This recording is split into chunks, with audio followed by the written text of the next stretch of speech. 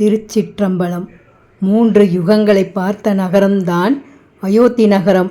இது சரை நதிக்கரையில் அமைந்துள்ளது. பாலராமர் கோயிலுக்கு செல்லும் வழியில் 14 டன் எடையுள்ள மிக பெரிய வீணை ஒன்று அமைக்கப்பட்டுள்ளது. மிக மிக பிரபலமான இந்தி முன்னணி பாடகி லதா மங்கேஷ்வரர் நினைவாக இந்த பெரிய வீணை சிலை அமைக்கப்பட்டுள்ளது. இந்த பெரிய வீணையை கடந்து நாம் பாலராமர் கோயிலுக்கு செல்லும் வழிதான் சூரியதேவ் நுழைவு வாயில்.